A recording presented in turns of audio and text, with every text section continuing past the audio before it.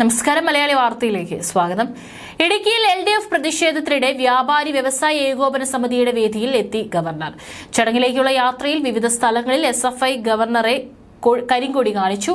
SFIക്കാരുടെ കരിങ്കൊടി പ്രതിഷേധം പോലീസ് തടയാൻ തയ്യാറായില്ല. പ്രതിഷേധിക്കാൻ എത്തിയവരെ പോലീസ് അറസ്റ്റ് ചെയ്ത് നീക്കിയുമില്ല. അതിനിടെ ഇതിനു മുൻപ് 5 തവണ തനിക്ക് നേരെ വധശ്രമം ഉണ്ടായിട്ടുണ്ടെന്നും അപ്പോഴില്ലാതിരുന്ന ഭയം ഇപ്പോഴില്ലെന്നും ഗവർണർ ആരിഫ് മുഹമ്മദ് ഖാൻ പറഞ്ഞു.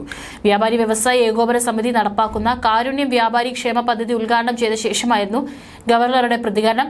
മുൻപ് ഇതിലും വലിയ ഭീഷണികൾ നേരിട്ടിട്ടുണ്ട്. ഇന്ന് ഇടുക്കിയിൽ ഹർത്താൽ നടന്നതിന്റെ കാരണം അറിയില്ലെന്നും ഗവർണർ പറഞ്ഞു. കേന്ദ്രമന്ത്രിസഭയിൽ നിന്ന് രാജിവെക്കുമ്പോൾ വെറും 35 വയസ്സ് മാത്രമാണ് ഉണ്ടായിരുന്നത്. 1985, 86, 87 കാലഘട്ടങ്ങളിലാണ് യഥാർത്ഥത്തിലുള്ള ഭീഷണി നേരിട്ടത്. 5 തവണ എനിക്ക് നേരെ വധശ്രമമുണ്ടായി. 1990 നടന്ന ശ്രമം ഒരു പരിധിവരെ വിജയിച്ചു. ഇരുമ്പ് തണ്ടുകൊണ്ട് അടിയേറ്റ് തലയ്ക്ക് പരിക്കേറ്റു. ഇപ്പോൾ ഭീഷണിയുണ്ടോ എന്ന് ചോദിക്കുമ്പോൾ പറയാനുള്ളത് 35 വയസ്സിൽ തോന്നാത്തത് 72 വയസ്സിൽ തോന്നുമോ എന്നാണ്.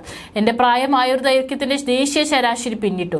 അധികമായി കിട്ടുന്ന സമയത്താണ് ജീവിക്കുന്നത്. അതുകൊണ്ട് തന്നെ ഒട്ടും ഭയമില്ല, ഗവർണർ പറഞ്ഞു.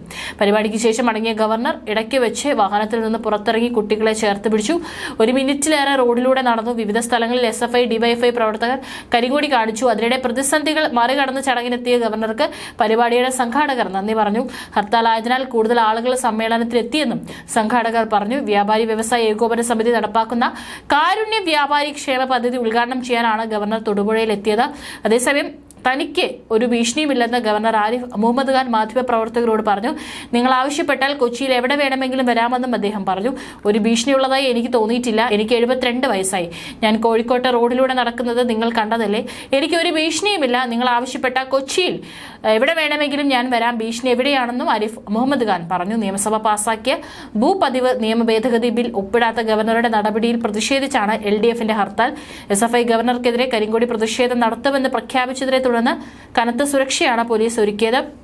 സംഘിഖാൻ താങ്കൾക്ക് ഇവിടേക്ക് സ്വാഗതമില്ല എന്ന് ഇംഗ്ലീഷിൽ എഴുതിയ കറുത്ത ബാനർ SFI തൊടുപുഴയിൽ ഉയർത്തിയിട്ടുണ്ട്.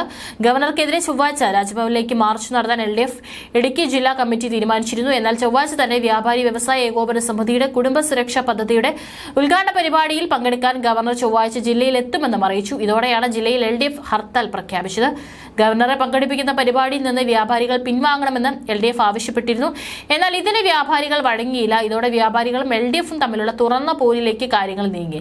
ഗവർണർക്കെതിരെ പ്രതിഷേധം നടത്തില്ലെന്ന് CPM വഴിയിൽ തടയില്ലെന്ന് LDFും പ്രഖ്യാപിച്ചിരുന്നു.